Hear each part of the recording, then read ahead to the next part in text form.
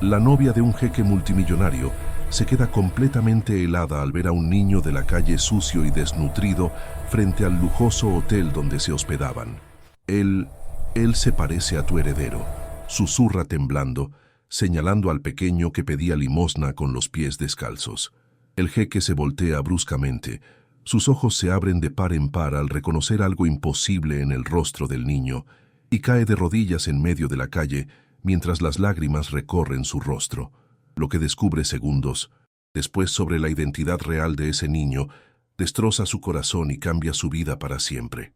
Bajo un sol implacable que doraba las avenidas siempre vibrantes y caóticas de una vasta metrópolis, el aire olía a asfalto caliente, a la promesa lejana de especias exóticas y a la persistente fragancia del escape. Los ecos de un tráfico incesante se mezclaban con el murmullo de millones de vidas, creando una sinfonía urbana que para la mayoría era el fondo indiferente de su existencia. En el corazón de este gigante de concreto, entre el cristal y el acero de edificios que desafiaban el cielo, Khalid, un sheik magnate, cuya herencia oriental se fundía con la modernidad global, había elegido edificar no solo su imperio, sino también su filosofía de vida. Su generosidad era tan vasta como sus dominios, una corriente inagotable de compasión que buscaba tocar la humanidad donde otros solo veían el frío cálculo de estadísticas. Khalid, un hombre cuya mirada profunda contenía la sabiduría de desiertos ancestrales y la pragmática visión de mercados futuros, era la antítesis del billonario inaccesible. Caminaba entre la gente común, su presencia un bálsamo, su fe en la bondad, una luz. Pero en el lujoso santuario que era su hogar, un contraste glacial definía su universo íntimo. Valeria, su esposa. Valeria, con su belleza gélida y una elegancia tan cortante como el cristal tallado, habitaba su propia torre de marfil. Desde esa altura, el mundo se revelaba ante sus ojos con un cinismo blindado. Para ella la pobreza no era una circunstancia, sino un defecto de carácter, una falla inherente en el tejido moral del individuo. La caridad de Khalid, por tanto, no era una virtud, sino una peligrosa ingenuidad, una invitación abierta para oportunistas y parásitos que se adherirían a su fortuna. Esta divergencia filosófica, este abismo silencioso entre la benevolencia desmedida de Khalid y la desconfianza férrea de Valeria, creaba un vacío que ninguna riqueza, por opulenta que fuese, lograba colmar en la mansión. Era una tensión sutil, una corriente subterránea que solo se revelaba en los silencios incómodos de los salones, en las miradas esquivas durante las cenas y en la distancia creciente entre dos almas que una vez prometieron complementarse. La discordia sobre la naturaleza humana alcanzó su punto de ebullición una tarde sofocante, cuando el calor del mediodía se cernía sobre la ciudad como un manto pesado. Valeria, exasperada por otra de las generosas donaciones de Khalid a un perfecto desconocido, decidió lanzar un guante. No era una propuesta cualquiera, sino un desafío con veneno moral, diseñado para probar su teoría sobre la corruptibilidad humana. El experimento, en su sencillez, encerraba una crueldad calculada. La prueba: abandonar una cartera de cuero fino, rebosante de billetes de alto valor, pero sin ninguna identificación, en el camino de Mateo. Mateo, un joven mendigo ciego que, con una regularidad casi metronómica, solía buscar refugio y limosna cerca de la imponente catedral de piedra. Khalid, cuya fe en la bondad era una armadura infranqueable, aceptó la apuesta, su alma en una oración silenciosa para que la integridad humana prevaleciera sobre la desesperación que el hambre podía engendrar. Valeria, por su parte, tenía la certeza gélida de que el instinto de supervivencia transformaría al muchacho en un ladrón, validando así su sombría visión del mundo. Mateo, envuelto en su oscuridad perpetua, donde los sonidos y los aromas tejían el tapiz de su realidad, tropezó con el objeto extraño. Sus dedos, callosos y sensibles por años de contacto con el áspero concreto, reconocieron de inmediato la textura suave y cara del cuero fino. Luego, la inconfundible densidad del dinero, un volumen que hablaba de una fortuna para alguien como él, el aroma penetrante de los billetes, con su mezcla de papel viejo y la promesa de una vida diferente invadió sus sentidos. A su alrededor, la metrópolis seguía su ritmo indiferente, y la tentación susurraba, una voz seductora que prometía que esa suma, ese pequeño tesoro inesperado, podría ser el puente hacia una vida diferente. Podría significar comida caliente en su estómago cada día, un techo sobre su cabeza por meses, un respiro de la miseria constante. Sin embargo, dentro del pecho de aquel muchacho, aparentemente roto por la vida, residía una brújula moral, una que la miseria no había logrado desmagnetizar. Una voz antigua, tal vez el eco de un sueño olvidado o una enseñanza apenas recordada, se manifestaba en su mente, repitiendo que aquello que no es dado no debe ser tomado. Con una meticulosidad nacida de la necesidad y la curiosidad, Mateo tateó el interior de la cartera. Sus dedos exploraron los compartimentos hasta que encontró un objeto diminuto, casi olvidado, en un bolsillo secreto, un pequeño tarjetero.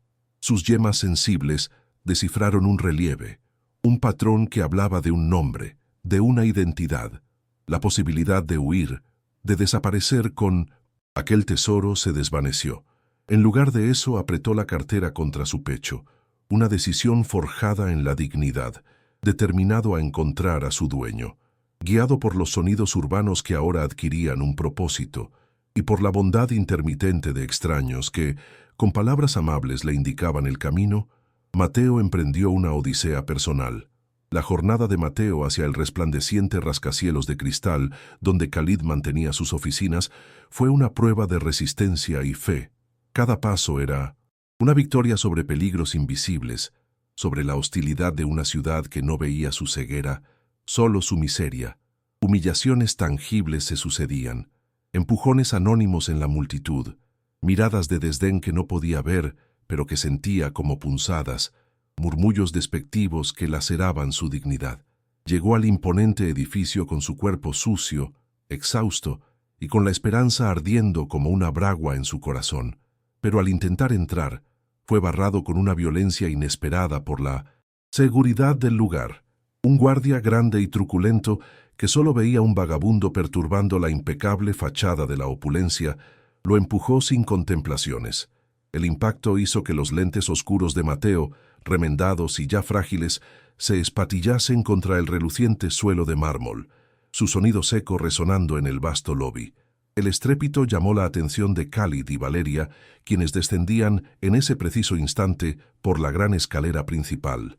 El sheik, con un instinto que trascendía la razón, corrió para amparar al joven. Valeria, por su parte, observaba paralizada, no solo por la presencia del muchacho, sino por el gesto que siguió. Con manos temblorosas y una dignidad inquebrantable, Mateo extendió la cartera intacta hacia Khalid. Su voz era un hilo, apenas un susurro que se rompía con el cansancio y el miedo. Disculpe, por cualquier suciedad que mis manos puedan haber dejado en ella. La honestidad bruta y desarmante de aquel acto, la pureza de un corazón que se negaba a ser corrompido por la miseria, estalló como una bomba silenciosa en el universo de Valeria. La fortaleza de prejuicios que ella había construido meticulosamente a lo largo de los años, su cinismo impenetrable, se desmoronó en ese instante, dejando al descubierto una vulnerabilidad inesperada. El impacto de aquel momento detonó una transformación profunda. El sheik y su esposa, ahora unidos por una revelación silenciosa, llevaron a Mateo a su opulenta residencia. Él ya no era el objeto de una apuesta cruel, ni un proyecto de caridad, sino un huésped de honor, una presencia que llenaría un vacío insospechado. Valeria, movida por un instinto materno que creía extinto, o tal vez nunca antes experimentado, se encargó personalmente del muchacho. Mientras el agua tibia eliminaba las capas de hollín y miseria de la piel de Mateo, y ropas limpias y suaves reemplazaban los andrajos, ella sentía una conexión inexplicable. Era un magnetismo que trascendía la simple piedad, algo más antiguo y primordial. Khalid observaba a su esposa renacer, sus ojos antes gélidos, ahora brillando con una ternura que él no había visto en ella en más de una década. En ese momento, la decisión se tomó en el silencio compartido de sus almas. Mateo no regresaría a las calles. tendría un hogar, educación y, lo más importante, el amor que llenaría el silencio opresivo de aquella enorme casa. Sin embargo, la llegada de Mateo no solo trajo luz, sino que también despertó sombras profundas y latentes en el pasado de la familia. Doña Elena, la madre de Valeria, una matriarca de presencia imponente y controladora, visitó la mansión.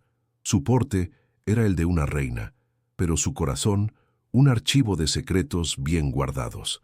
Al mirar los ojos de Mateo, con su niebla lechosa, una condición genética rara y específica que ella jamás había podido olvidar, la sangre se heló en sus venas. Un flashback sombrío y brutal invadió su mente. 10 años antes, en la penumbra de una clínica clandestina, había sostenido a un recién nacido ciego en sus brazos, con la frialdad de quien poda una rama enferma para salvar un árbol preciado. Había dicho a su hija, Valeria, aún grogue por los efectos del parto, que el bebé había nacido muerto. Elena, obsesionada con la perfección, con el linaje inmaculado y el intachable estatus social de su familia, no permitiría que su estirpe fuera manchada por una deficiencia. Su orden fue perentoria. El bebé debía ser descartado como basura, sin jamás imaginar que el destino, con su ironía implacable y su implacable sentido de la justicia, traería a su nieto de vuelta, directamente a la sala de estar de su propia madre, como un eco viviente de su pecado. El miedo a ser desmascarada, a que su cruel engaño saliera a la luz, consumió a Elena como un veneno lento pero implacable. Su mente, acostumbrada a la intriga y al control, actuó con rapidez y sigilo. Con una frialdad calculada, recolectó una muestra de cabello de Mateo, enviándola de inmediato a un laboratorio de su entera confianza, un lugar donde el secreto valía más que la ética. La espera, para ella, fue una agonía silenciosa, una cuenta regresiva hacia una verdad que temía más que a la propia muerte. Cada segundo era una punzada, cada sombra una acusación. La opulencia de la mansión, que antes le brindaba un aura de invencibilidad, ahora parecía un escenario claustrofóbico, donde las paredes susurraban juicios y el aire se volvía denso con la tensión de su propio crimen oculto. Su mente, antes aguda y calculadora, se debatía entre la negación furiosa y la certeza creciente de que su pasado, sepultado bajo una década de silencio y mentiras, estaba a punto de resurgir, no como un fantasma etéreo, sino como una realidad tangible, un niño ciego que era la viva imagen de su más oscuro secreto. Los patrones de su conducta, antes tan definidos por el control y la manipulación, comenzaron a mostrar fisuras, pequeñas grietas de pánico que nadie más notaba, salvo su propia conciencia. La ansiedad la carcomía, manifestándose en una imperceptible inquietud en sus manos, en una mirada que se desviaba con demasiada frecuencia hacia Mateo, como si buscase en él la confirmación de su ruina inminente.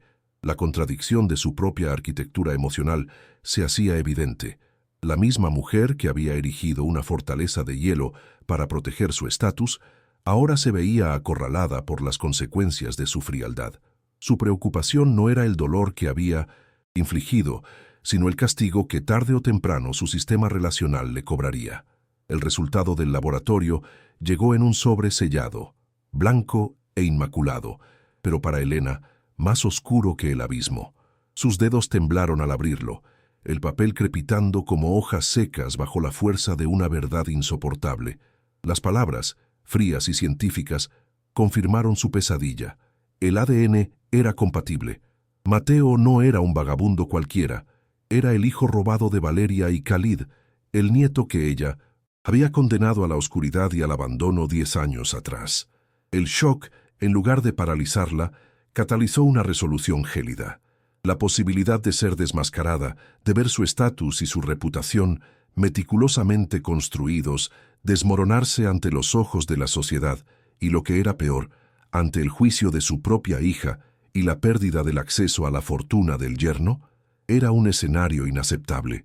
Para Elena, la amenaza a su autoridad y a su estructura de poder familiar era existencial. La humillación no era una opción. En su lógica distorsionada, Arraigada en un miedo primordial a la debilidad y la imperfección, solo había una solución para mantener su secreto enterrado y su posición intacta. El niño debía dejar de existir. Esta vez, la supresión de la anomalía debía ser definitiva, sin margen de error, sin la posibilidad de que el destino volviera a jugar en su contra. Su mente, fría y calculadora, comenzó a trazar el plan, enfocándose en la eliminación del problema, sin contemplar el componente humano ni las consecuencias emocionales para los demás, únicamente la restauración de su propio equilibrio de poder. La vigilancia que ejercía sobre su entorno se agudizó, buscando el momento perfecto, la brecha en el sistema de cuidado de la mansión para ejecutar su macabro protocolo. La oportunidad se presentó en un rutinario, aunque formal, almuerzo familiar semanal, una de esas citas sociales que Elena orquestaba para mantener su imagen de matriarca impecable. El ambiente de la mansión, que para Khalid y Valeria se había transformado en un hogar cálido gracias a la presencia de Mateo, se sentía para Elena como un campo de batalla silencioso, donde cada sonrisa de su hija a Mateo era una estocada, y cada risa del niño un recordatorio de su inminente caída. La excusa para su presencia era, como siempre, una visita para supervisar los arreglos de la casa y asegurarse de que todo estuviera a la altura de las expectativas sociales. En los días previos, el sistema relacional de Elena había operado con una sutileza aterradora. Había observado los horarios de Mateo, sus preferencias, los momentos en que la atención de los demás se desviaba. Había notado su creciente deseo de ser útil, de no ser una carga, una vulnerabilidad que pensaba explotar.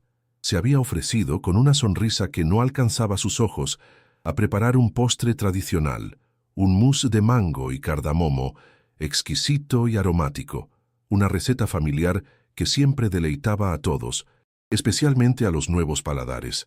Era un gesto de bondad en la superficie, una trampa cuidadosamente elaborada en el fondo. En la cocina, bajo el pretexto de los preparativos, Elena se movía con la precisión de un cirujano. En un rincón discreto, mientras los aromas dulces llenaban el aire, sacó de su bolso un pequeño vial. El líquido incoloro no tenía olor perceptible, pero su potencia era letal. Preparó varias copas del postre, pero reservó una en particular para Mateo, una con un diseño ligeramente diferente, una que sus ojos podían distinguir, aunque nadie más lo notaría. Con un cuidado metódico, disolvió una dosis letal de cianuro en aquella copa especial, enmascarando el leve y amargo olor a almendras con una generosa cantidad de esencia de vainilla, una fragancia dulce y envolvente que dominaría cualquier otro aroma. Con un temblor casi imperceptible en sus manos, colocó la copa envenenada en un lugar específico de la nevera, marcada mentalmente por su posición exacta, entre otras copas idénticas, esperando su momento. Su corazón, aunque frío, latía con una ansiedad contenida, la que acompaña a la ejecución de un protocolo crítico donde el más mínimo error podría desvelar su verdad. La complejidad de su plan revelaba no solo su crueldad, sino también su creencia en la invulnerabilidad de su propia inteligencia, su capacidad para controlar incluso las variables más impredecibles. El destino, sin embargo, opera a menudo a través de la inocencia, tejiendo hilos invisibles que desbaratan los planes más siniestros. Mateo, ajeno a la red de veneno y engaño que se tejía a su alrededor, se sentía invadido por una nueva sensación de pertenencia. Quería ser útil, demostrar que no era una carga, retribuir la inesperada bondad que había encontrado. Antes del almuerzo, movido por un deseo sincero de ayudar, se aventuró en la cocina. Guiado por los sonidos familiares del trajín de las sirvientas y el tintineo de la cristalería, empezó a organizar los objetos, con la agilidad de quien navega un espacio sin ver, pero con una profunda conexión táctil con cada cosa.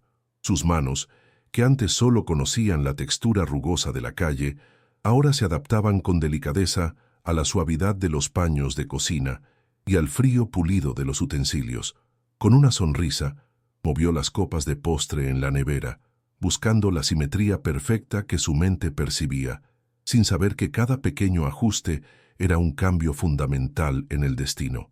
Sin la menor idea del veneno que acechaba, en una de ellas, Mateo intercambió las posiciones de las copas, moviendo la envenenada a un lugar que Elena había destinado para otra persona, y la destinada a la visita, a su propio lugar original. La ingenuidad de un gesto de ayuda, la pura bondad de un niño que solo buscaba encajar, se había convertido en un contraprotocolo inesperado, una intervención silenciosa que reescribiría el desenlace de la tragedia que se cernía sobre ellos. El sistema de Elena, tan cuidadosamente diseñado, ahora era vulnerable a la lógica de la inocencia. El almuerzo transcurrió con una tensión palpable, aunque solo para Elena. La matriarca, con su sonrisa forzada y sus ojos escaneando la mesa, esperaba el momento fatal, cada conversación superficial una distracción de la macabra cuenta regresiva en su mente. Khalid y Valeria, en cambio, irradiaban una felicidad contenida, la de quienes han encontrado una pieza largamente perdida de su rompecabezas. Mateo, ahora más cómodo en su nuevo entorno, participaba con una inocencia que contrastaba brutalmente con la oscuridad que una de las comensales albergaba. Cuando el momento de servir los postres llegó, Elena, con un gesto de aparente generosidad, se ofreció a repartirlos. Con una calma exterior que desmentía el torbellino en su interior, fue sirviendo las copas, y por una terrible ironía del destino, producto del inocente reordenamiento de Mateo, fue la propia Elena quien recibió en sus manos la copa que había preparado con tanta perversidad para su nieto. En medio de conversaciones sobre el futuro, sobre los planes para la educación de Mateo y la gratitud silenciosa que flotaba en el ambiente, Elena, con un nudo de anticipación y un escalofrío que creía de victoria, levantó la cuchara. Se llevó la primera cucharada del mousse dulce y aromático a la boca. El sabor a mango y vainilla inundó sus sentidos por un instante, un momento de falsa normalidad. Luego, el efecto fue rápido y devastador, una quemazón súbita en la garganta, un espasmo incontrolable que la hizo ahogarse. El color abandonó su rostro y sus ojos se abrieron con una mezcla de horror y realización. El caos irrumpió en la sala de comedor. La matriarca se desplomó. La cuchara cayó de su mano con un tintineo que se perdió en el grito de Valeria. Sus manos se aferraron a su garganta, los pulmones luchando por aire, pero el veneno ya había iniciado su obra implacable. Se retorció en el suelo, ahogándose no solo con su propia bilis, sino con la década de secretos y mentiras que había acumulado. Su cuerpo, en sus últimos instantes, se convirtió en el escenario de la justicia implacable del destino, una justicia que ella misma había invocado con su maldad. Mientras los paramédicos llegaban y, en vano, intentaban reanimarla, la valija de cuero de Elena, que siempre la acompañaba como un fetiche de su control, cayó abierta al suelo. Los documentos que contenía, que ella había intentado destruir en su pánico silencioso de los últimos días, se esparcieron por el pulcro mármol, entre ellos el examen de ADN y un diario antiguo, encuadernado en cuero desgastado, en cuyas páginas, con caligrafía temblorosa, Elena había confesado su pecado original de abandono. Era la cruda evidencia de la verdad, esparcida con la misma violencia con la que ella había intentado controlar el destino. Los paramédicos, con gestos de resignación, se retiraban, dejando un silencio más pesado que el grito inicial. El aire, antes denso con el aroma del postre, ahora se sentía cargado con la esencia metálica del veneno y el peso de una verdad innegable. La escena, en su brutalidad, era una disrupción total del sistema cuidadosamente construido por Elena, una implosión de su propia arquitectura de control. Valeria se arrodilló, el mármol frío bajo sus rodillas, indiferente al lujo que la rodeaba. Sus manos temblaban mientras recogía los papeles, cada uno de ellos una astilla de hielo clavándose en su pecho. El informe del laboratorio, con sus términos técnicos, se tradujo en una realidad incomprensible. Las palabras compatible, progenitor, linaje genético, bailaron ante sus ojos, frías y ajenas, hasta que su significado brutal se estrelló contra su conciencia. Luego, el diario. Las páginas amarillentas, la tinta descolorida, Pero la confesión de su madre, escrita con una prosa tortuosa, era tan nítida como el recuerdo de una pesadilla recién vivida. El luto por la figura materna, que apenas comenzaba a formarse en su alma, fue instantáneamente aniquilado por un horror gélido, un horror que se transformó, en un instante de lucidez desgarradora, en una revelación luminosa, dolorosa y abrumadora. La culpa, el vacío, la inexplicable atracción hacia Mateo, todo cobró un sentido brutal, visceral. No era compasión, no era caridad, era un eco silente de un vínculo biológico que el destino había cosido y recosido, a pesar de la crueldad humana. Sus ojos, anegados, buscaron a Mateo, que permanecía sentado, inmóvil, ajeno al cataclismo emocional que se desarrollaba a su alrededor. No era ya un mendigo ciego, ni un proyecto de bondad, ni siquiera un huésped. Era su carne y su sangre, el hijo que le habían robado, el espacio vacío en su útero y en su corazón, que sin saberlo, había tratado de llenar con lujos y apariencias, con una fuerza recién descubierta, con una urgencia que no permitía dilación. Valeria se lanzó hacia el muchacho. Ya no era la benefactora, la mujer sofisticada y fría. Era, por fin, la madre que había sido despojada de su cría. El abrazo que le dio a Mateo no fue un gesto de consuelo, sino la reconfiguración de un universo. Fue el cierre de un ciclo de dolor que se extendía por una década, el reencuentro de dos almas que habían sido brutalmente separadas. Ella hundió su rostro en el cabello sedoso de Mateo, respirando el aroma de su hijo, una mezcla de champú nuevo y la persistencia de la calle. Sus lágrimas cayeron sobre él, no de tristeza, sino de una liberación agridulce, un torrente que limpiaba años de engaño, una ofrenda de dolor y redención. Los brazos del muchacho, que antes se aferraban a la nada, ahora rodeaban el cuello de su madre con una fuerza instintiva, como si reconocieran un hogar que nunca había conocido, pero que siempre había añorado. Era la sanación a través del tacto, una conexión que trascendía la visión, un ancla en la tormenta de una verdad desvelada. Era el momento de oxitocina emocional más puro, un pico de vulnerabilidad que generó una fuerte respuesta empática, no solo en la sala, sino en el universo de la narrativa. Khalid, testigo silencioso de esta epifanía materna, sintió cómo sus propios ojos se anegaban. Las palabras de Valeria no eran necesarias.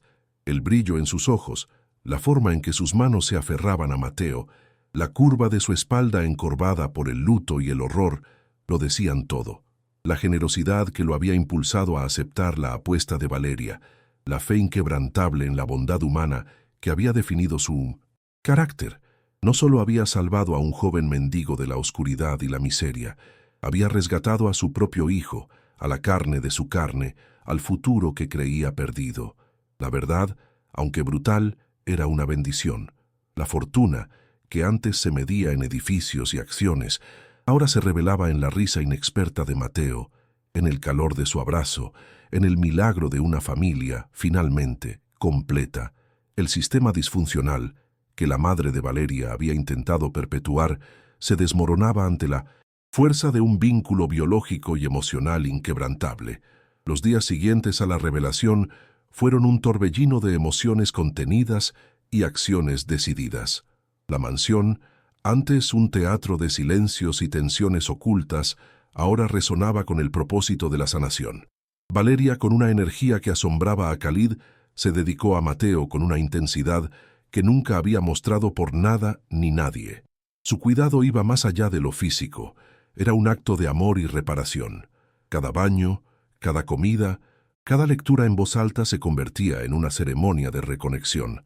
Ella se sentía responsable por los 10 años perdidos, y cada minuto que pasaba con él era un intento de recuperar el tiempo robado. Mateo, por su parte, florecía bajo el sol de este amor inesperado. Su cuerpo, antes frágil y demacrado, empezó a ganar peso y fuerza. Su piel adquirió un tono más saludable, sus movimientos se volvieron más seguros, aunque aún se guiaba por el tacto y el sonido. Su risa, antes una rareza, ahora llenaba los pasillos, un sonido que Valeria y Khalid atesoraban como la música más bella. Khalid, con su pragmatismo y su inmensa fortuna, se movió con la eficiencia de un estratega. Contactó a los mejores especialistas en el mundo, oftalmólogos y cirujanos de renombre, que habían dedicado sus vidas a la lucha contra la ceguera. Se organizaron consultas, viajes y preparativos con una celeridad asombrosa. La condición genética rara de Mateo, aunque desafiante, no era insuperable. Había esperanza, una posibilidad, aunque remota, de que la luz pudiera entrar en su mundo. La idea de que Mateo pudiera ver el rostro de su madre, el rostro de su padre, era una motivación que superaba cualquier otra. No era una solución mágica, sino el resultado de recursos vastos y una dedicación inquebrantable, una intervención estratégica en un sistema biológico complejo. La emoción no era solo la esperanza de la vista, sino la profunda conexión que se formaba en este viaje compartido. La primera de las cirugías avanzadas se llevó a cabo en una clínica de vanguardia, un lugar donde la ciencia se cruzaba con la compasión. Valeria y Khalid estuvieron al lado de Mateo en cada paso, sus manos entrelazadas con las suyas. La espera fue una agonía, un tiempo suspendido entre la esperanza y el miedo. Cuando el cirujano, con una expresión de alivio y una sonrisa cansada, anunció que la operación había sido un éxito parcial, la ola de dopamina y oxitocina inundó la habitación. No era una curación completa, no una visión perfecta, pero era un avance monumental. Los ojos de Mateo, velados durante toda su vida, ahora tenían la capacidad de percibir contornos, sombras y, con el tiempo, colores y formas, aunque de manera limitada. La oscuridad perpetua había sido perforada por un atisbo de luz. La recuperación fue un proceso lento y meticuloso. Mateo tuvo que aprender a ver de una manera completamente nueva, a interpretar las señales que su cerebro, antes limitado a la percepción auditiva y táctil, ahora recibía de sus ojos. Terapeutas especializados trabajaron con él, guiándolo a través de ejercicios visuales y sensoriales.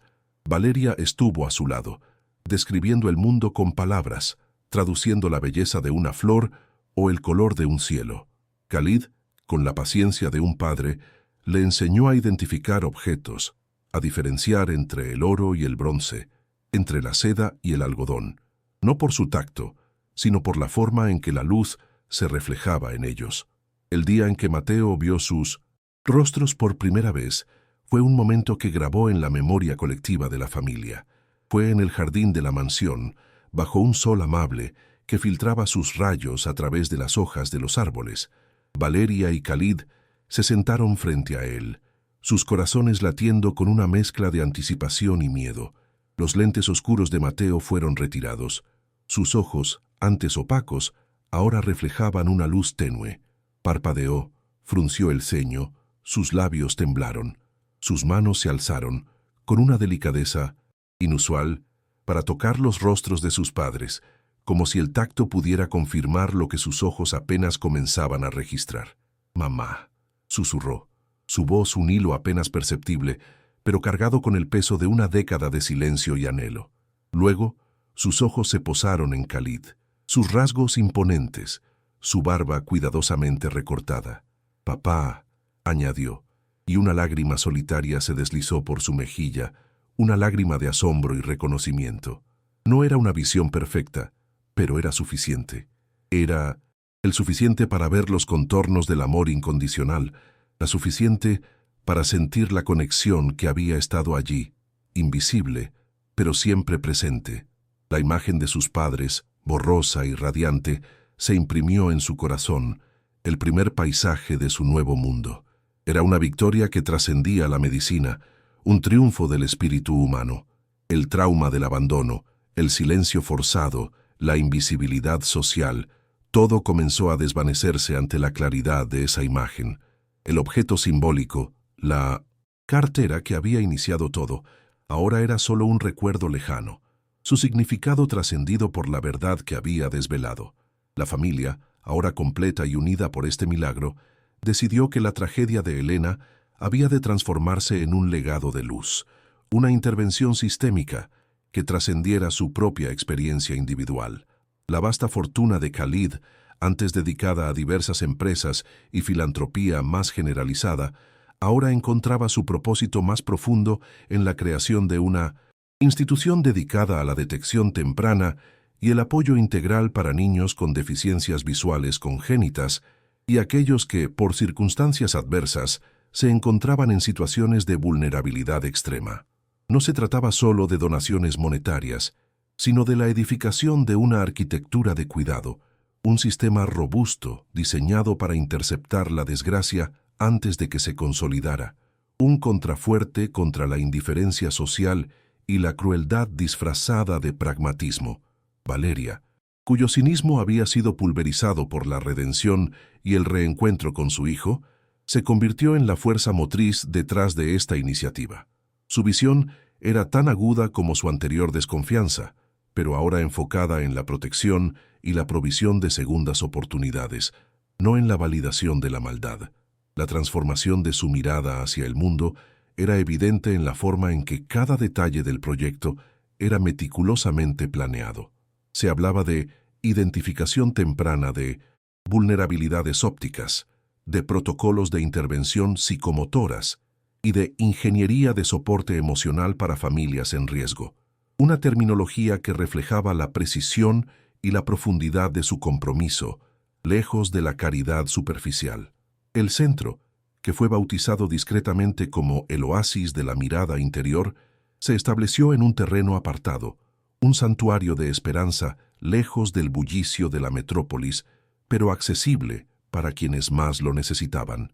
No era un hospital, ni una escuela, sino un híbrido cuidadosamente diseñado para funcionar como un ecosistema de apoyo. El equipo, reclutado personalmente por Khalid y Valeria, estaba compuesto por los más brillantes especialistas: oftalmopediatras, terapeutas ocupacionales, psicólogos infantiles especializados en trauma relacional y educadores con metodologías innovadoras para la integración sensorial. Su enfoque no era simplemente médico, sino holístico, reconociendo que la ceguera no era solo una condición física, sino un punto de entrada para múltiples vulnerabilidades emocionales y sociales. Se trataba de desactivar patrones de aislamiento y construir andamios de resiliencia emocional desde los primeros años de vida. Mateo, ahora con una visión funcional que le permitía navegar el mundo con creciente confianza, se convirtió en la inspiración viva del centro, aunque su papel era más simbólico que activo en la gestión inicial. Aprendía a leer Braille con una velocidad sorprendente, pero también a reconocer los rostros de sus padres, a distinguir la alegría en sus sonrisas y la preocupación en sus cejas. Su propio proceso de recalibración visual y emocional era un testimonio viviente de lo que el amor, la ciencia y la voluntad podían lograr. Las cicatrices emocionales de su abandono no desaparecieron mágicamente, pero se transformaron en puntos de conexión, en una empatía profunda hacia los otros niños que llegaban al oasis. Él entendía el silencio, la invisibilidad, la frustración de un mundo que no estaba diseñado para sus sentidos. Su presencia era un recordatorio constante para el personal. Cada niño no era solo un caso médico, sino un universo de emociones, un sistema relacional en desarrollo que necesitaba ser cuidadosamente nutrido. Valeria, en particular, dedicó innumerables horas a diseñar los programas de apoyo a las familias. Su experiencia personal, la agonía de la verdad revelada y la culpa de una década perdida, la impulsaron a crear un sistema que no solo ofreciera tratamiento, sino también vigilancia emocional proactiva. Sabía que el trauma podía ser insidioso, que los patrones disfuncionales podían arraigarse en el silencio. Por eso, el oasis de la mirada interior no solo trataba los ojos, sino también las mentes y los corazones de las familias. Se impartían talleres sobre comunicación empática para la neurodivergencia visual, detección de microexpresiones de estrés en niños con discapacidad y estrategias de resiliencia familiar ante el diagnóstico. El objetivo era empoderar a los padres, transformar su potencial de victimización en una competencia relacional superior, enseñándoles a ser los primeros y más efectivos agentes de cambio en el desarrollo emocional de sus hijos. Valeria insistía en que la verdadera cura no residía solo en la cirugía, sino en la reprogramación de las dinámicas familiares, en la disolución de los nudos emocionales invisibles que podían asfixiar el potencial de un niño.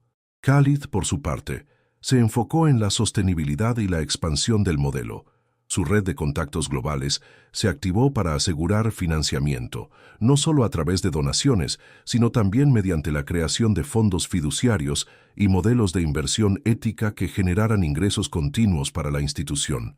Visualizaba una red de oasis en diferentes regiones, cada uno adaptado a las necesidades culturales y socioeconómicas locales, pero todos adheridos a la misma filosofía central.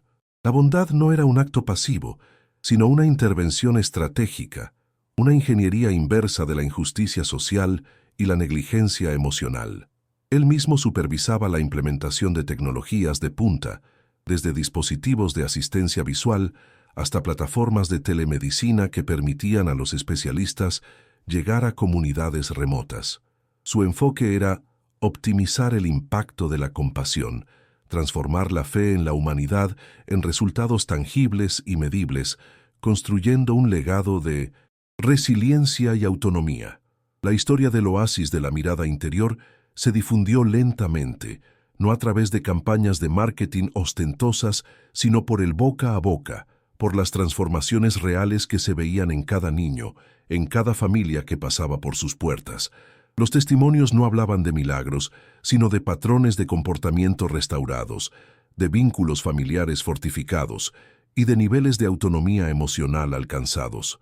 Los padres compartían cómo habían aprendido a decodificar los silencios de sus hijos, a anticipar sus necesidades emocionales y a establecer protocolos de comunicación no verbal que antes les eran ajenos.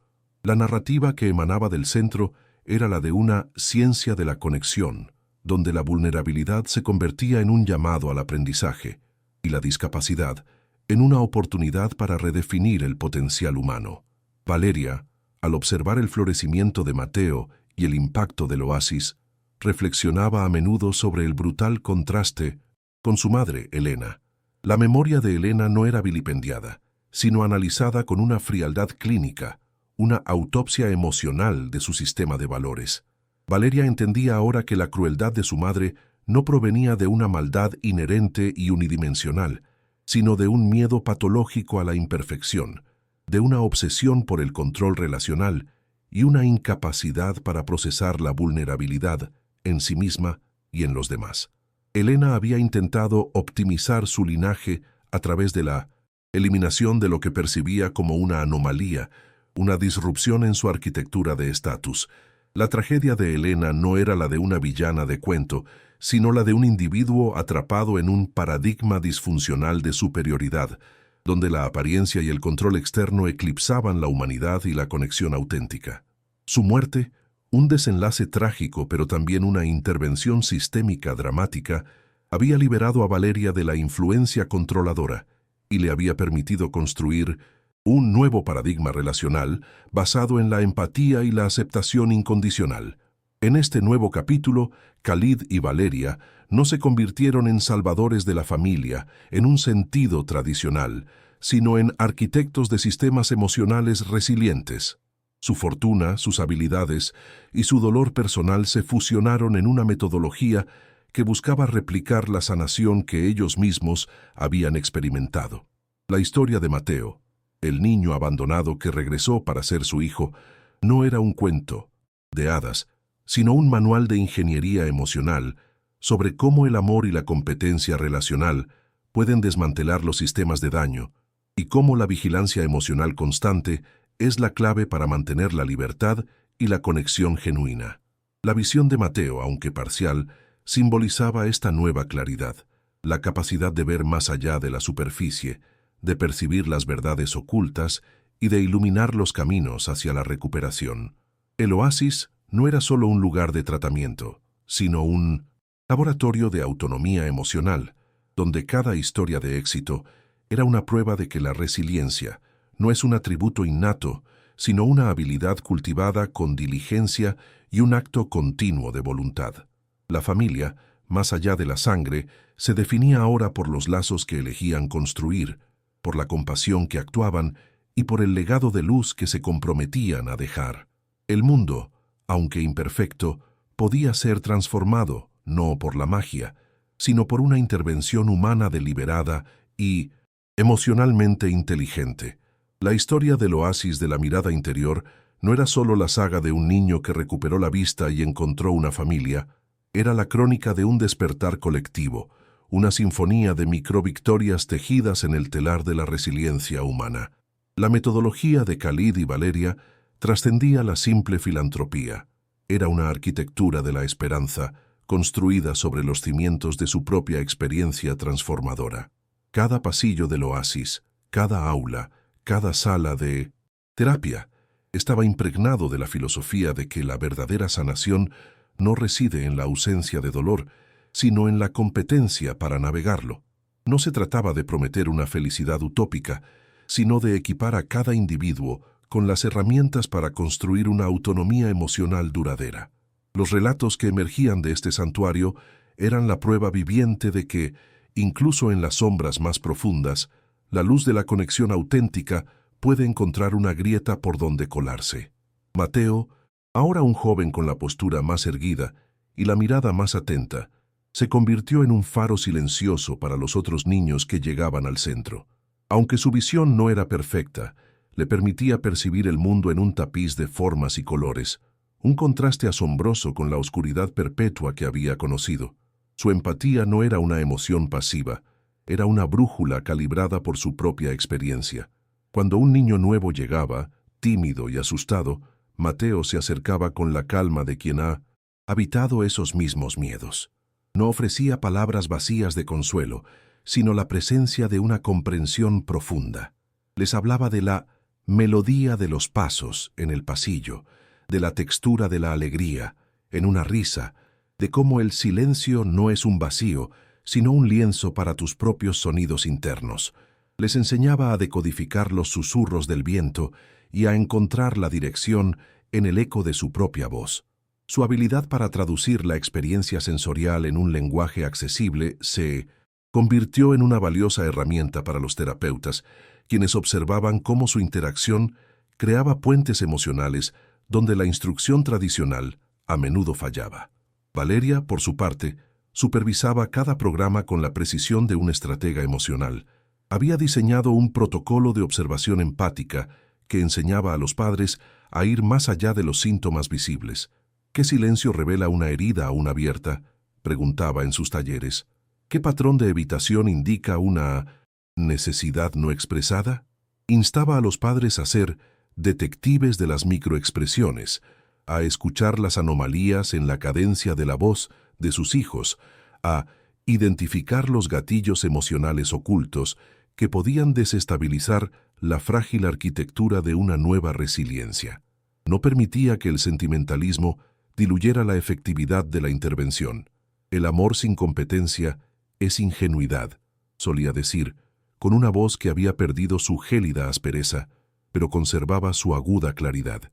La compasión sin estrategia es caridad vacía. Queremos restaurar el poder, no perpetuar la dependencia. Su enfoque en la ingeniería reversa relacional era radical. Buscaba desmantelar los viejos patrones disfuncionales, no solo con terapia, sino con una reeducación sistemática de la comunicación y la interacción familiar. Cada miembro de la familia era visto como un componente activo en el sistema de sanación, y su participación una responsabilidad compartida. Khalid, como el arquitecto principal de esta nueva visión, se dedicó a expandir la influencia del oasis, no como una cadena de caridad, sino como una red de centros de excelencia emocional. Su objetivo era que cada oasis se adaptara a la arquitectura emocional de su entorno cultural, manteniendo la filosofía central de autonomía y competencia.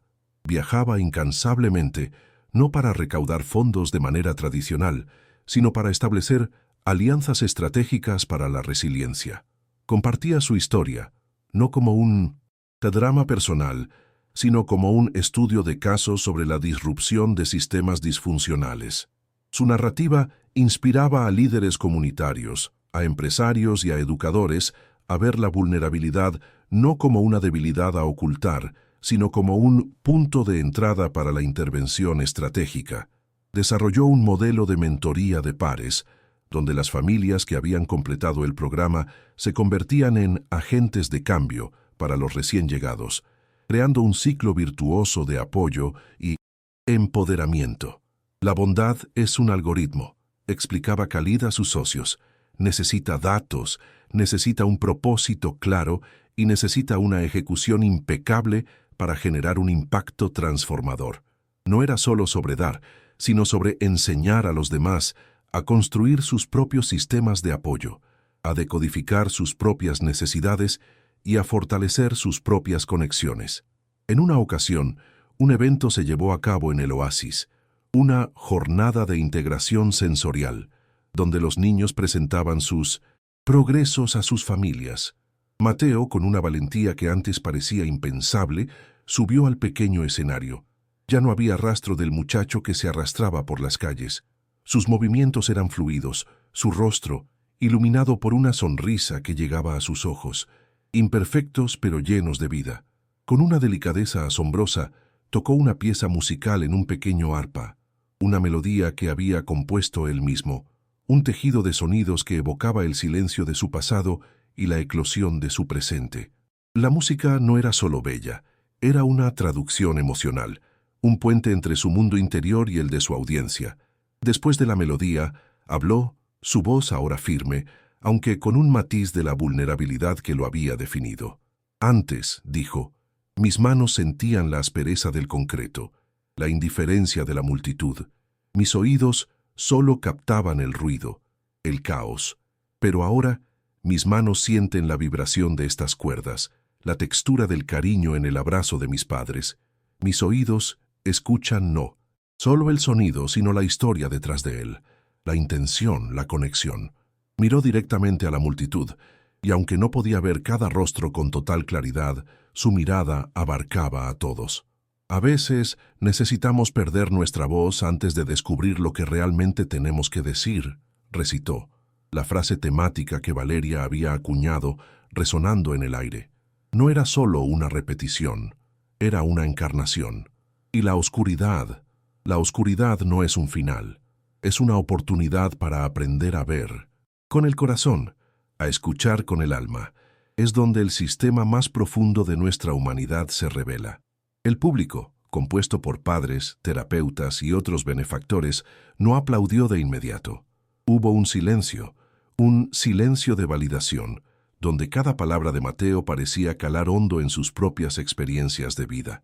Muchos tenían lágrimas en los ojos, no de tristeza, sino de una profunda resonancia, de una catarsis compartida. Valeria apretó la mano de Khalid, una conexión silenciosa que no necesitaba palabras. En ese momento, la dopamina cognitiva y la oxitocina emocional alcanzaron su pico. El público no solo presenciaba una historia, la sentía en sus propias entrañas, sus propias heridas siendo validadas por la voz de Mateo.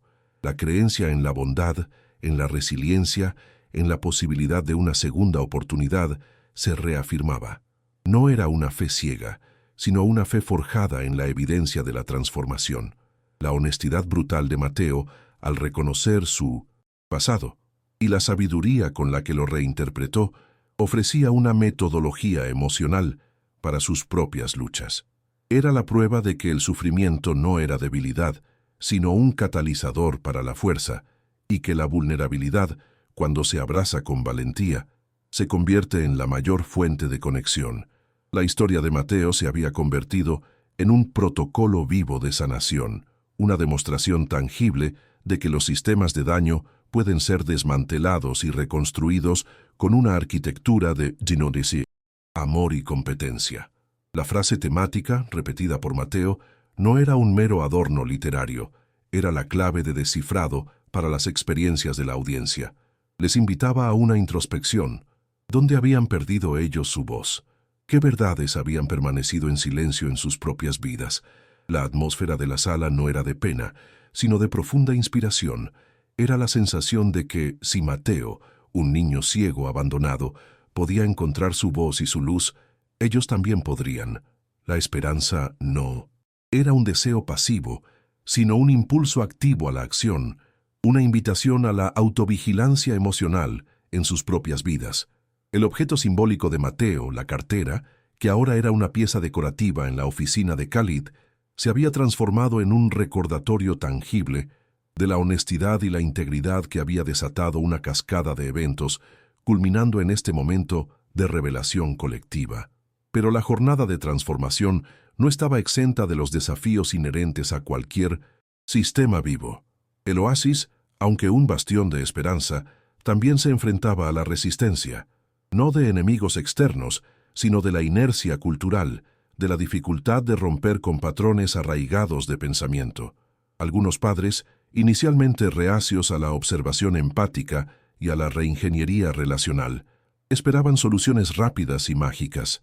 Valeria y Khalid tuvieron que emplear una paciencia estratégica, demostrando con resultados tangibles la eficacia de su enfoque metodológico. La curación es un proceso, explicaba Valeria, no un evento. Requiere de nuestra parte una vigilancia constante, un autoanálisis riguroso y una humildad para desaprender lo que creíamos saber sobre el amor y la conexión. Les recordaba que la verdadera autonomía no radicaba en la ausencia de problemas, sino en la capacidad de gestionar las complejidades emocionales con sabiduría y fortaleza. Cada pequeño retroceso, cada momento de frustración, era reinterpretado como una oportunidad de recalibración, un momento para ajustar el algoritmo de la compasión y fortalecer los lazos de la resiliencia. El oasis se convirtió en un microcosmos del mundo, donde la lucha por la conexión y la autonomía era constante, pero la victoria, aunque gradual, siempre estaba al alcance de quienes se atrevían a emprender la jornada de autodescubrimiento y conexión. La jornada de integración sensorial había dejado una impronta imborrable, no solo en la audiencia, sino en el propio Mateo. Aquella noche, bajo el cielo estrellado que se vislumbraba a través del ventanal de su habitación, el joven yacía despierto. La música del arpa aún resonaba en sus oídos, no como un eco distante, sino como una vibración interna que reacomodaba las piezas de su historia. Recordaba la aspereza del concreto bajo sus pies descalzos, el olor a desesperanza que se adhería a su ropa de mendigo, el frío metálico de la soledad que penetraba hasta los huesos. Pero también recordaba el calor de la mano de Valeria, el aroma a lavanda que emanaba de su abrazo, la firmeza silenciosa de Khalid. La frase que había pronunciado en el escenario: «A veces necesitamos perder nuestra voz antes de descubrir lo que realmente tenemos que decir».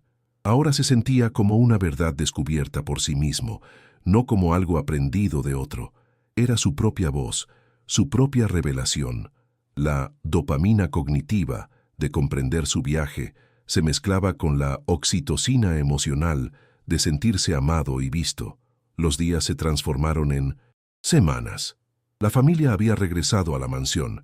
El oasis continuaba su labor bajo la dirección de un equipo de especialistas cada vez más autónomo, y la vida, aparentemente, había encontrado su nuevo ritmo. Pero un patrón sutil de inquietud comenzó a emerger en Valeria. No era un miedo concreto, sino una anomalía en la cadencia de sus pensamientos, una disonancia en la sinfonía de su nueva felicidad. Observaba a Mateo, su hijo, ahora sonriente, vibrante, aprendiendo a leer y a interactuar con el mundo de una manera que antes le era negada. Veía la luz en sus ojos, la promesa en cada nuevo descubrimiento, y la gratitud que Khalid profesaba por la vida que les había sido devuelta. Sin embargo, un silencio imperceptible la asaltaba en los momentos de mayor quietud. Era como si una parte de su alma, la parte que había sido arrancada brutalmente 10 años atrás, aún no estuviera completamente soldada. El luto por Elena, aunque complicado por la revelación de su crueldad, era un proceso tortuoso. Pero más allá de eso, había una sensación de incompletitud relacional, un vínculo fracturado que seguía resonando en su interior. Los sueños de Mateo, que antes eran silencios y sombras, ahora se poblaban de imágenes difusas, destellos de luz, pero también de una figura que se desvanecía, una voz que no podía atrapar. En una ocasión, Mateo se despertó sobresaltado, un llanto ahogado en la garganta. Valeria corrió a su lado, sintiendo el escalofrío en la piel de su hijo, la respiración agitada. Vi un rostro, susurró Mateo, un rostro borroso que desaparecía, y un grito de antes. Este incidente, una microexpresión de trauma latente, activó el protocolo de vigilancia emocional en Valeria. Se dio cuenta de que la curación física de Mateo y la revelación de la verdad de Elena eran solo la primera capa. El trauma del abandono, el acto inicial de crueldad que lo había condenado a la calle, seguía siendo una herida escondida en la dinámica de su ser. Elena había muerto, la verdad había sido revelada, pero las consecuencias de su acción aún palpitaban. Valeria comenzó a recordar detalles olvidados, a reconstruir los fragmentos de la memoria de su parto. La clínica clandestina, el médico de aspecto sombrío, la enfermera nerviosa. Su mente, antes bloqueada por la amnesia inducida por el shock y las drogas, empezó a conectar puntos, a ver patrones inconsistentes en la narrativa que le habían contado. Su madre le había dicho que el bebé había nacido muerto y que había sido incinerado inmediatamente. Pero ¿por qué en una clínica tan secreta? ¿Por qué la prisa? ¿Por qué nunca se le permitió ver el cuerpo? Eran preguntas que el sistema familiar de Elena había sofocado, pero que ahora, liberadas por la muerte de la matriarca, clamaban por respuestas. Khalid, siempre perceptivo, notó la nueva inquietud en Valeria. Su mirada se había vuelto más introspectiva.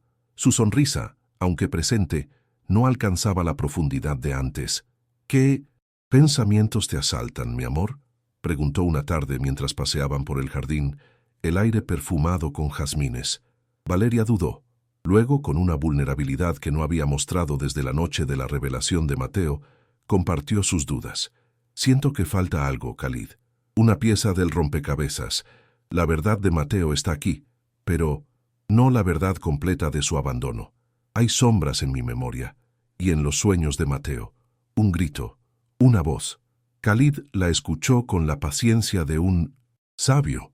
Él comprendía que la sanación no era lineal, que las complejidades emocionales podían persistir. Su enfoque, sin embargo, era siempre hacia la acción, hacia la ingeniería reversa de cualquier problema. Debemos buscar la verdad, entonces, dijo con calma. Cada detalle importa. Cada silencio puede ser una pista. Su voz era el ancla de Valeria, el recordatorio de que no estaba sola en esta jornada de descubrimiento emocional. La investigación comenzó con una meticulosidad digna de Khalid. Su equipo de seguridad, discretamente, rastreó la clínica clandestina. Descubrieron que había sido cerrada poco después del nacimiento de Mateo y que el médico que la dirigía había desaparecido sin dejar rastro. La enfermera, sin embargo, había sido localizada años más tarde, viviendo una vida modesta en un pequeño pueblo costero.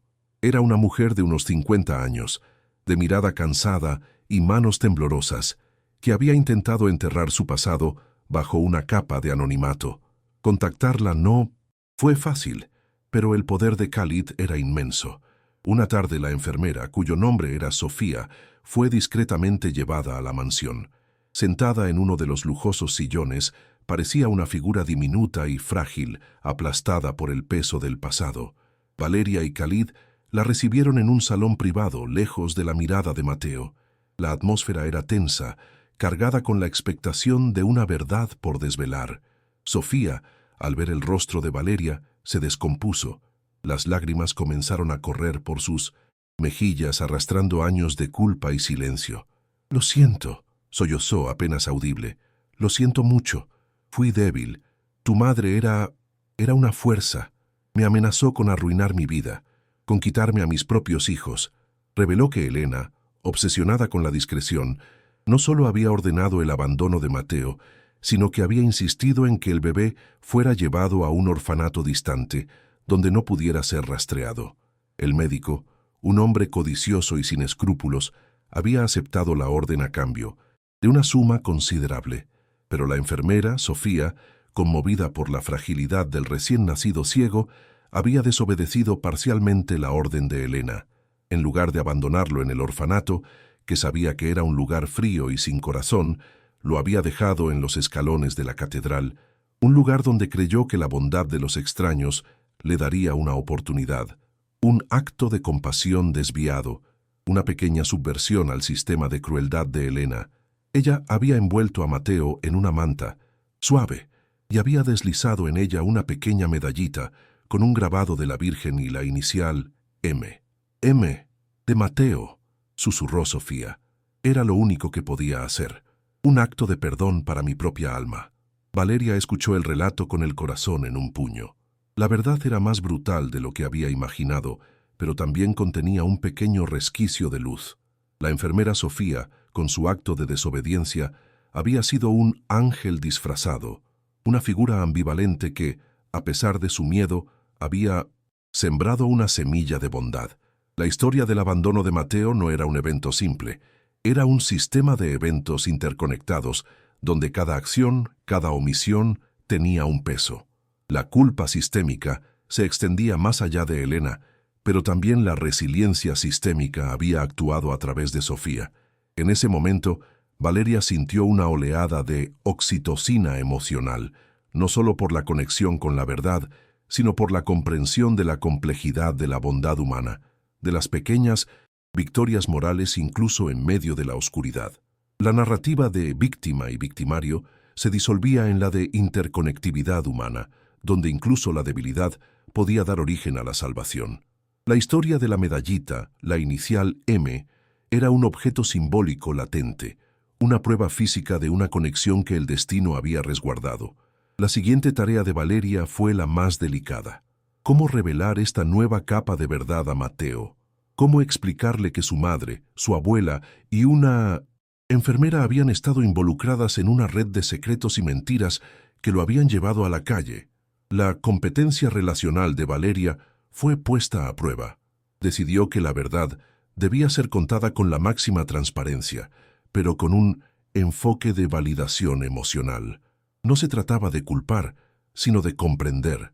No se trataba de revivir el trauma, sino de integrarlo en una narrativa de resiliencia. Una tarde, en el estudio de Khalid, con las luces tenues y el silencio acogedor, Valeria se sentó junto a Mateo, mientras Khalid los observaba desde una distancia respetuosa, listo para apoyar. «Mateo, mi amor», comenzó Valeria, su voz suave pero firme. «Hay algo más que necesitamos que sepas sobre cómo llegaste a nosotros. Es una historia difícil, pero es parte de tu fuerza, parte de quién eres». Mateo, con la sensibilidad que lo caracterizaba, sintió la seriedad del momento. Sus manos se aferraron a las de Valeria, una conexión táctil que siempre le brindaba seguridad.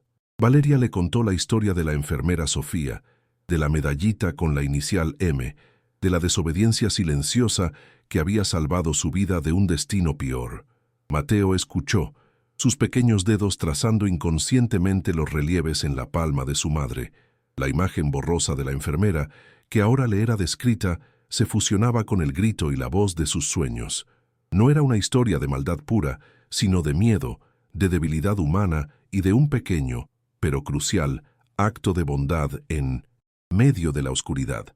La frase de Sofía, un acto de perdón para mi propia alma, resonó en la mente de Valeria y de alguna manera en la de Mateo, aunque él no pudiera articularlo.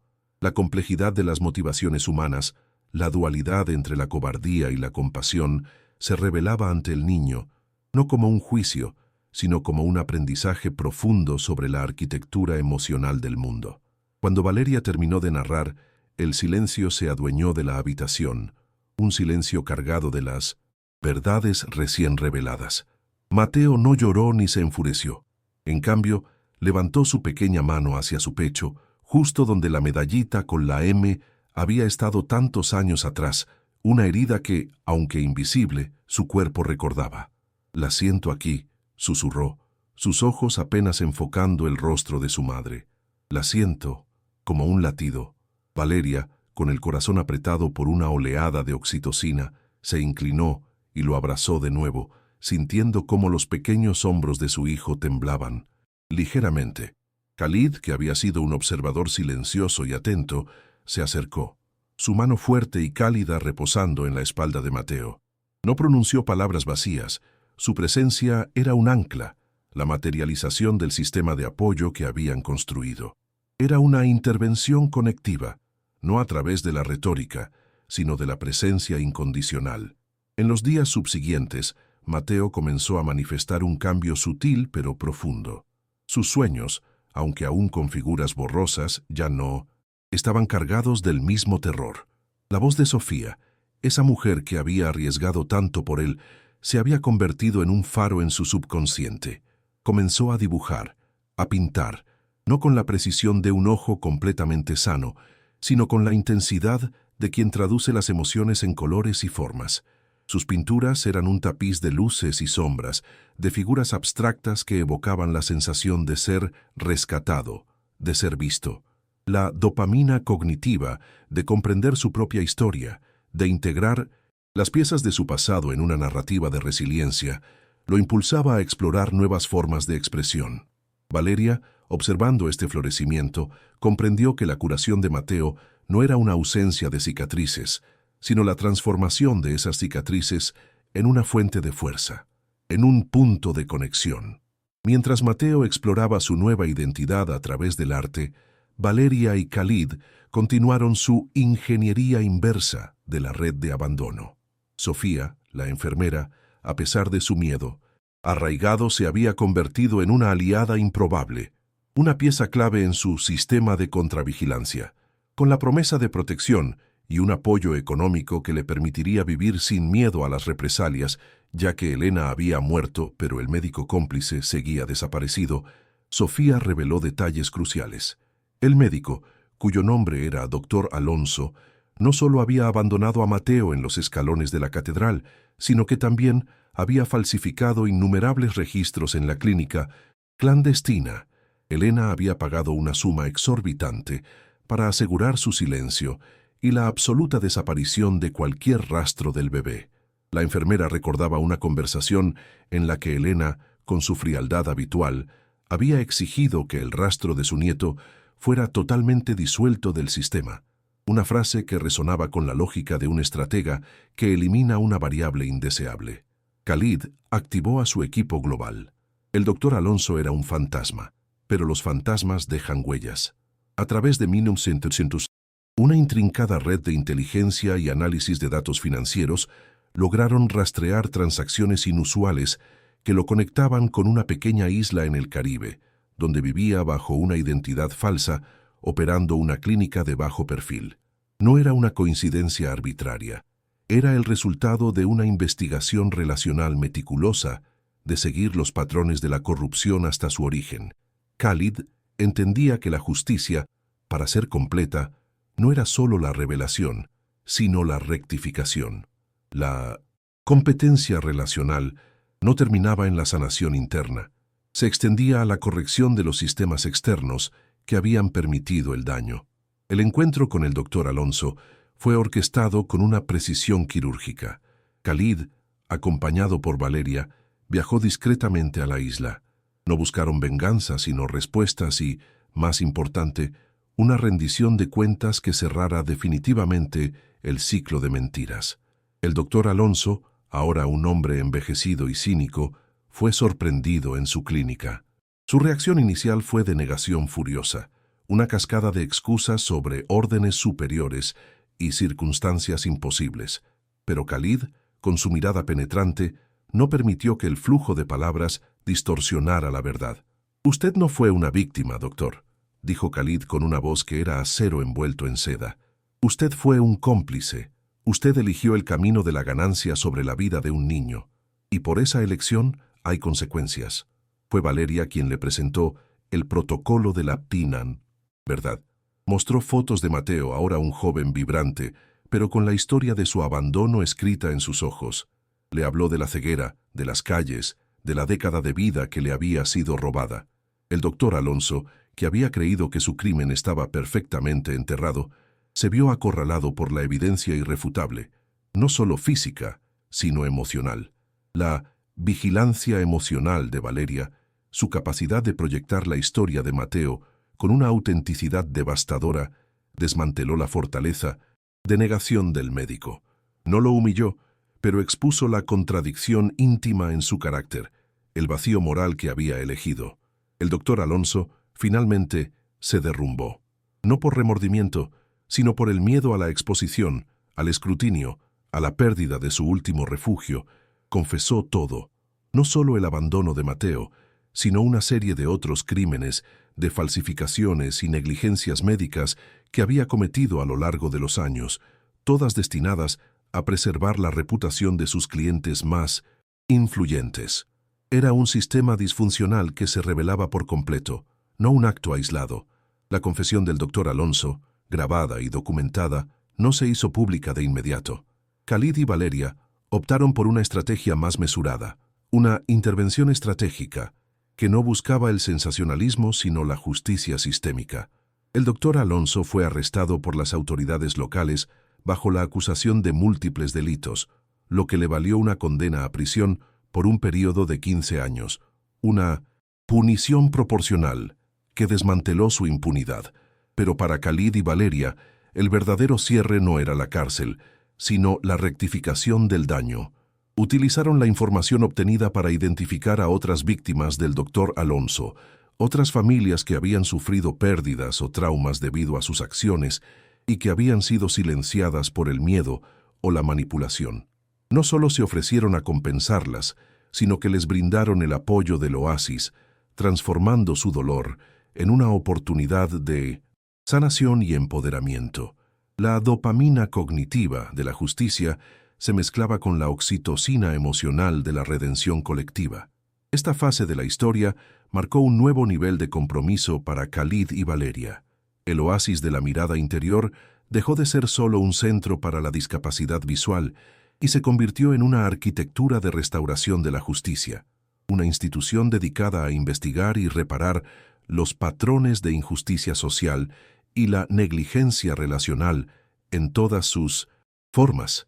No solo trataban los síntomas, sino que abordaban las causas sistémicas.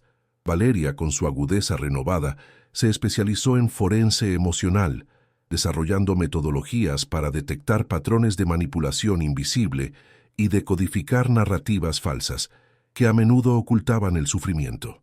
Su voz, antes contenida, ahora se elevaba en conferencias y foros, no para condenar, sino para enseñar a otros a desarrollar su propia vigilancia emocional y a construir su propia competencia relacional. Khalid, por su parte, reestructuró parte de su imperio para financiar estas iniciativas, creando una infraestructura global de apoyo a la resiliencia humana. Su visión era un mundo donde la bondad no fuera un acto pasivo, sino una fuerza proactiva, una ingeniería social de la compasión que pudiera prevenir futuras tragedias. Mateo, ahora un joven adolescente, era un testigo silencioso de esta expansión. Su visión mejorada le permitía ver más allá de los contornos, distinguir las expresiones en los rostros de las personas, el lenguaje no verbal que antes le era inaccesible, pero su verdadera visión no era la de sus ojos, sino la de su corazón.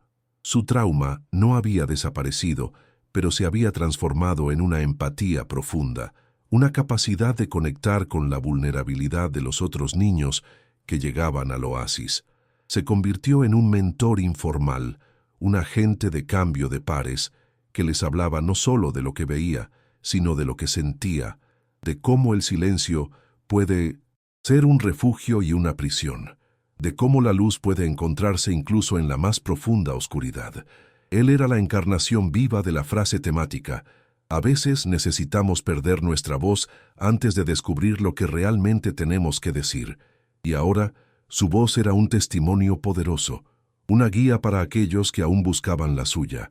La medallita con la M, que Valeria le había recuperado gracias a la confesión de Sofía, ahora la llevaba siempre consigo, no como un amuleto, sino como un objeto simbólico de resiliencia, un recordatorio tangible de que incluso los pequeños actos de bondad pueden cambiar el curso del destino. La familia que Khalid y Valeria habían formado con Mateo no era una familia tradicional, sino una unidad de competencia emocional, un equipo dedicado a la transformación. Su hogar, la mansión, era un santuario de aprendizaje, de resiliencia y de una bondad que era en su esencia más pura, una intervención estratégica. La antigua frialdad de Valeria había sido reemplazada por una autoridad benevolente, una que no gobernaba a través del control, sino a través de la guía y la capacitación. Khalid, por su parte, continuaba siendo el ancla, el estratega silencioso que garantizaba que la visión se materializara con eficiencia y compasión. Su unión no era solo matrimonial, sino una sinergia de propósito, forjada en la adversidad y templada por la profunda conexión que habían descubierto con Mateo y con el dolor universal. La evolución del oasis de la mirada interior trascendió las expectativas iniciales. No era solo un centro de rehabilitación, se había transformado en un epicentro de ingeniería emocional aplicada, un laboratorio vivo donde se refinaban los protocolos de detección temprana de vulnerabilidades emocionales y se desarrollaban metodologías para construir resiliencia sistémica en niños y familias. Valeria, con una agudeza que sorprendía a sus propios equipos, lideraba la investigación sobre la neuroplasticidad emocional en niños con discapacidad visual, demostrando cómo la ausencia de un sentido podía potenciar otros y cómo el trauma, si se abordaba con la estrategia adecuada, no era una condena, sino un catalizador para una fuerza interior inesperada. Ella se sumergía en la lectura de estudios, en la observación de las interacciones de los niños, buscando patrones de adaptación creativa y respuestas emocionales atípicas que revelaran las fortalezas ocultas. No se conformaba con paliar el sufrimiento. Su objetivo era activar el potencial latente, reescribir el guión de la victimización en uno de empoderamiento. Khalid, con su visión global, expandió la red de oasis, no como franquicias, sino como nodos de conocimiento interconectados. Cada nuevo centro se adaptaba a las especificidades culturales y socioeconómicas de su región, pero todos compartían la misma filosofía central. La transformación no era un evento aislado, sino un proceso continuo de autovigilancia emocional y competencia relacional. Él supervisaba la implementación de tecnologías de punta que iban desde dispositivos de asistencia visual de última generación, diseñados para integrarse discretamente en la vida diaria de los niños, hasta plataformas de inteligencia artificial capaces de analizar patrones de voz y microexpresiones faciales para detectar señales tempranas de angustia emocional en infantes no verbales. La compasión, solía decir Khalid a sus socios, filantrópicos, no es un sentimiento pasivo, es una ciencia. Requiere datos, análisis y una ejecución impecable para desmantelar la arquitectura de la desgracia. Él no era solo un donante, era un inversor en la infraestructura de la bondad, un arquitecto de sistemas que pudieran sostener la resiliencia humana a gran escala. Mateo, ahora un joven vibrante de 15 años, se había convertido en el alma visible del oasis. Su visión, aunque no perfecta, le permitía navegar el mundo con confianza y una curiosidad insaciable. Sus ojos, antes velados, ahora captaban los matices de la luz, los contornos de los rostros, la riqueza de un atardecer, pero su verdadera contribución no era visual, era su capacidad de traducir la experiencia del trauma y la superación en un lenguaje que los otros niños y sus familias podían comprender. Pasaba horas con los recién llegados, no como un terapeuta, sino como un mentor empático, un puente entre la oscuridad de su pasado y la promesa de su futuro. Les hablaba de la melodía de la confianza, que se construye cuando alguien te escucha sin juicio, de la textura del coraje que se siente al dar un primer paso en un mundo desconocido, de cómo el silencio puede ser tu mejor maestro si aprendes a escucharlo. Él era la encarnación viva de la frase temática. A veces necesitamos perder nuestra voz antes de descubrir lo que realmente tenemos que decir. Y su voz, ahora resonante y llena de matices, era un testimonio poderoso. En uno de los eventos anuales del Oasis, una conferencia internacional sobre ingeniería de la resiliencia emocional, Mateo fue invitado a compartir su historia, no como un caso de estudio, sino como un testimonio viviente de la metodología. El auditorio estaba lleno de especialistas, filántropos y familias que habían sido transformadas por el centro. Subió al escenario con una calma que desmentía la magnitud de su viaje. En su mano no llevaba notas, sino la pequeña medallita con la M que Valeria le había entregado hace años, un objeto simbólico de resiliencia, que ahora significaba mucho más que la inicial de su nombre. Significaba maestría, movimiento, memoria. «Recuerdo el miedo», comenzó Mateo, su voz clara y serena. «El miedo a cada paso, a cada sonido. El mundo era una amenaza constante, una sinfonía de peligros invisibles. Mis manos eran mis ojos, mis oídos, mi única conexión.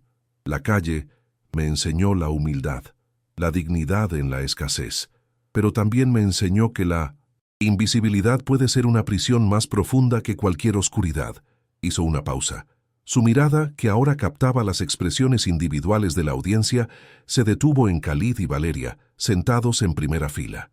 Un calor inconfundible brotó en su pecho, una ola de oxitocina emocional que lo conectaba profundamente con el amor que lo había rescatado. Cuando la luz llegó, no fue un milagro instantáneo, continuó. Fue un proceso. Fue aprender a ver, no solo con mis ojos, sino con un corazón que había estado ciego por la amargura. Mi madre, Valeria, me enseñó que cada trauma es una oportunidad para reescribir nuestra narrativa, que la vulnerabilidad no es una debilidad, sino un llamado a la conexión. Mi padre, Khalid, me mostró que la compasión es una fuerza estratégica, una que puede desmantelar sistemas de daño y construir puentes de esperanza. Sus palabras no eran un lamento, sino una ingeniería inversa del dolor, una exposición de cómo la experiencia se había convertido en sabiduría. Mateo relató cómo había aprendido a decodificar los silencios de otros niños, a interpretar las microexpresiones de ansiedad en sus rostros, a sentir la vibración de su desesperanza y a transformarla en un protocolo de escucha activa.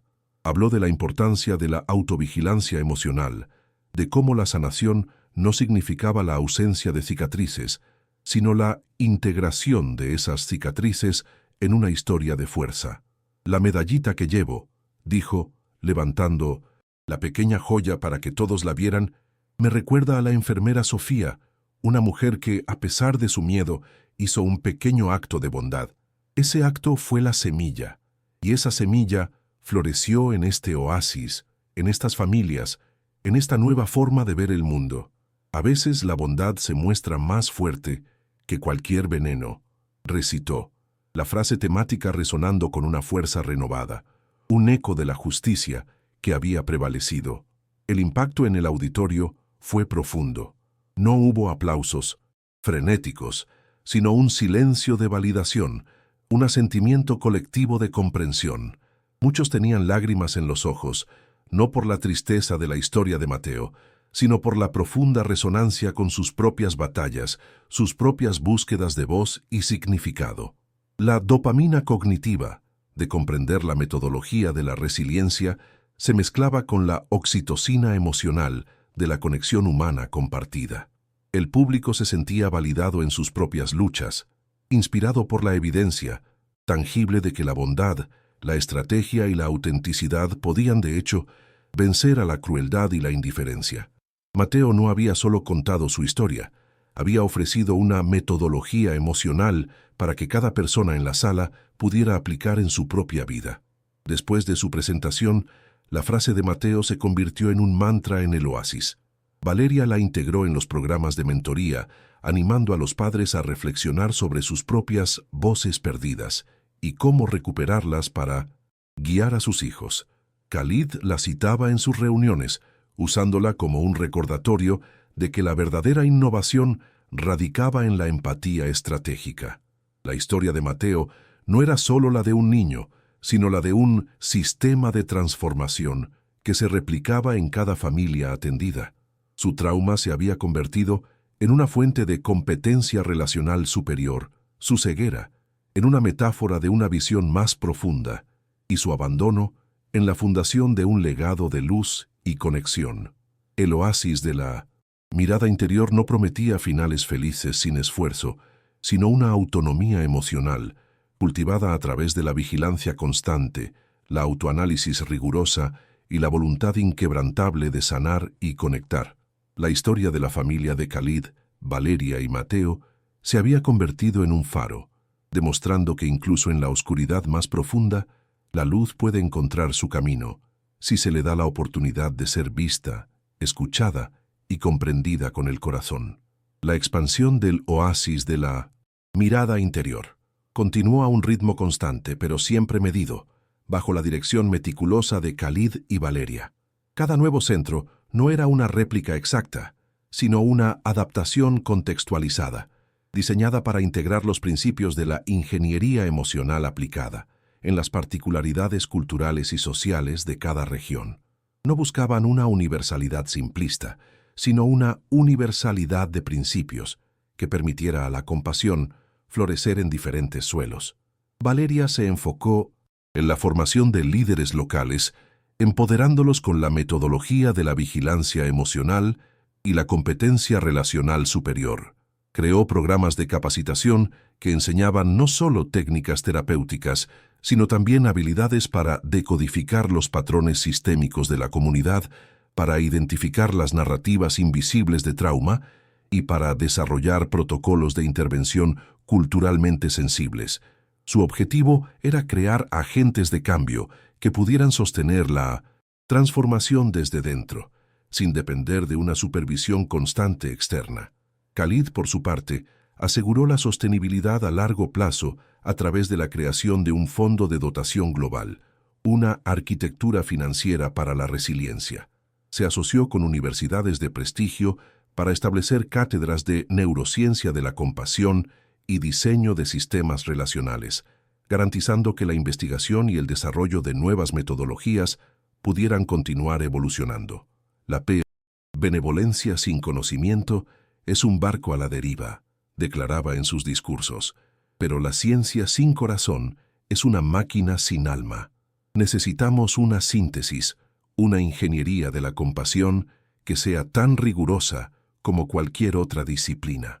La fortuna de la familia se había transformado en un catalizador para la transformación global, un motor de cambio que iba más allá de la asistencia hacia la creación de una autonomía emocional y relacional sostenible para miles de personas. El pequeño objeto simbólico de Mateo, la medallita con la M, permanecía en un lugar de honor en el escritorio de Khalid, un recordatorio silencioso de cómo un diminuto acto de bondad podía sembrar la semilla de un imperio de esperanza. Era la prueba tangible de que la estrategia emocional, cuando se aplicaba con integridad, podía reescribir el destino. Mateo, ahora con una estatura impresionante para su edad y una confianza que irradiaba desde cada poro de su ser, se había vuelto un testimonio viviente de esta filosofía. Su visión, aunque corregida parcialmente, le había otorgado una perspectiva única, una capacidad para ver más allá de lo evidente, para sentir las corrientes ocultas de las emociones humanas. No solo discernía los contornos de los rostros, sino las microexpresiones que revelaban verdades no dichas, la tensión en los hombros, el ligero temblor de una voz. Había aprendido a leer el mundo con una profundidad que pocos videntes podían igualar. Sus interacciones con los niños que llegaban al oasis eran una coreografía de empatía. Se sentaba con ellos, no para contarles su historia, sino para escucharla de ellos, para decodificar los patrones de su sufrimiento y ofrecerles un espejo de su propia resiliencia. El silencio no es un vacío, les decía a los pequeños que aún no se atrevían a hablar. Es un lienzo, y tus pensamientos son los colores. No tienes que gritar para ser escuchado. A veces, el susurro más suave es el más poderoso. Los guió a través de ejercicios donde aprendían a mapear sus emociones a través del tacto, a sentir la luz con la piel, a reconocer el amor por la cadencia de una respiración. Su presencia no era la de un héroe inalcanzable, sino la de un aliado improbable que había caminado por el mismo camino oscuro y ahora mostraba un atisbo de luz. Él era la encarnación de la dopamina cognitiva para los pequeños, la prueba viviente de que la mejora era posible, y su existencia una fuente de oxitocina emocional para Punda. sus padres, que veían en él la posibilidad de un futuro mejor para sus propios hijos. Valeria, en una de sus investigaciones, descubrió un patrón de aislamiento recurrente en familias con niños con discapacidad visual, una tendencia a la sobreprotección que, irónicamente, limitaba la autonomía del niño. Su respuesta fue el desarrollo de un protocolo de empoderamiento parental, diseñado para desmantelar este patrón. Los talleres que impartía no eran lecciones teóricas, sino simulaciones, prácticas donde los padres aprendían a calibrar el riesgo versus la oportunidad, a fomentar la exploración sensorial independiente y a establecer límites emocionales saludables que permitieran a sus hijos desarrollar su propia competencia. El amor sin límites puede ser una jaula dorada, afirmaba con su voz resonante. Nuestra tarea no es protegerlos de cada tropiezo, sino enseñarles a levantarse, a usar sus otros sentidos para navegar el mundo. Es una ingeniería de la confianza, una construcción de la libertad. Ella no solo analizaba los traumas, desglosaba las dinámicas relacionales que los perpetuaban, ofreciendo una metodología práctica para su desmantelamiento. Su enfoque en la ingeniería inversa emocional se extendía a cada aspecto de la vida familiar, transformando las heridas en fuentes de aprendizaje y conexión. La narrativa del oasis resonaba profundamente con el público objetivo, aquellos hombres y mujeres que buscaban catarsis emocional y validación de sus dolores humanos universales. No se les ofrecía una autoayuda rasa, sino una metodología emocional para comprender y sanar. La historia de Mateo, el niño abandonado que encontró una familia y una visión, se convirtió en una metáfora poderosa para la soledad e invisibilidad social que muchos sentían. Su resiliencia frente al trauma de rejeición familiar o social validaba las experiencias de aquellos que habían sido heridos. La bondad inquebrantable de Khalid y la transformación de Valeria demostraban que a bondade genuína ainda existe e vence, ofreciendo una restauración de la fe en la humanidad. La frase temática, a veces necesitamos perder nuestra voz antes de descubrir lo que realmente tenemos que decir, se convirtió en un himno silencioso para quienes luchaban por encontrar su propia voz en un mundo ruidoso. No se trataba de prometer finales perfectos, sino de validar que sofrer no es fraqueza y que segundas chances existen, pero requerían una vigilancia emocional constante y una competencia relacional activa. En un evento de clausura de uno de los programas de inmersión del Oasis, un joven padre, con lágrimas en los ojos, se acercó a Khalid y Valeria. «Mi hijo», dijo, su voz embargada, antes era un fantasma en su propia casa. No se atrevía a moverse, a explorar.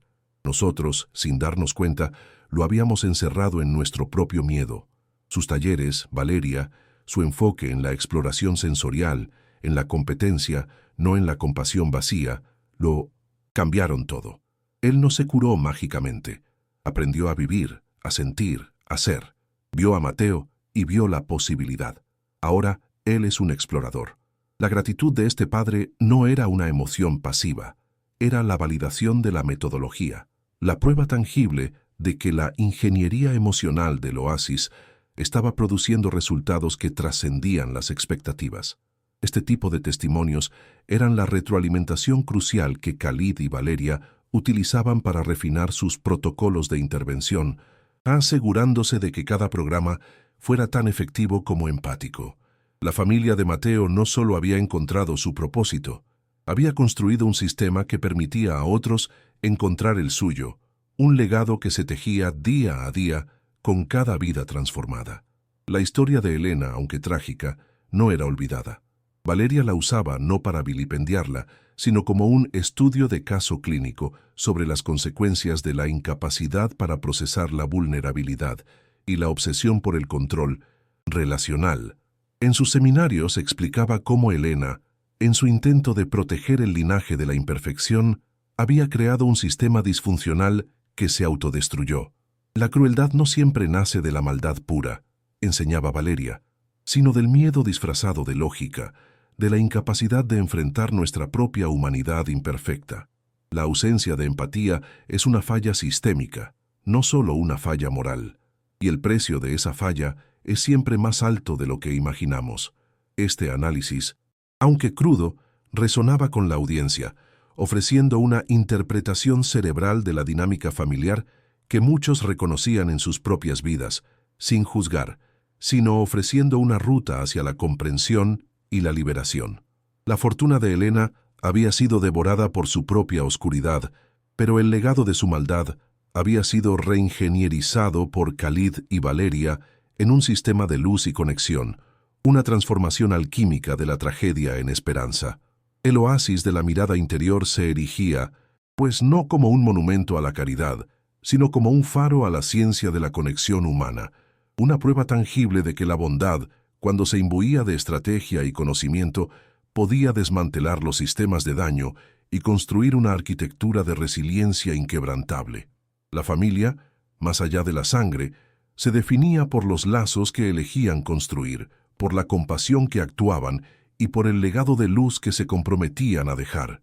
El mundo, aunque imperfecto, podía ser transformado, no por la magia, sino por una intervención humana deliberada y emocionalmente inteligente, una que honrara la complejidad de la experiencia humana y elevara la vulnerabilidad a un punto de partida para una fuerza inimaginable. La vigilancia emocional, la competencia relacional, la habilidad de decodificar los silencios y las microexpresiones se convirtieron en el nuevo alfabeto de la esperanza. Mateo, a sus 15 años, seguía llevando la medallita con la M, ahora no solo como un recuerdo de su inicial, sino como la M de maestría emocional. Él era la personificación de que el sufrimiento, cuando se procesaba con coraje y el apoyo de un sistema de amor y competencia, podía transformarse en una fuente inagotable de sabiduría y conexión. Su historia era la validación definitiva de que, aunque la lucha por la autonomía y la conexión genuina fuera constante, la victoria era siempre posible para aquellos que se atrevían a emprender la jornada de descenso emocional, a enfrentar sus propias sombras y a reescribir su destino con una pluma de luz. El oasis, con cada vida que tocaba, tejía una red cada vez más fuerte de interconexión humana, demostrando que la verdadera riqueza no era el oro, sino la capacidad de ver el alma del otro, incluso en la oscuridad más profunda. La frase temática se había encarnado en cada ladrillo del oasis, en cada sonrisa de un niño, en cada lágrima de un padre que había encontrado su voz. A veces necesitamos perder nuestra voz antes de descubrir lo que realmente tenemos que decir. Y en el corazón del oasis, miles estaban aprendiendo a hablar de nuevo.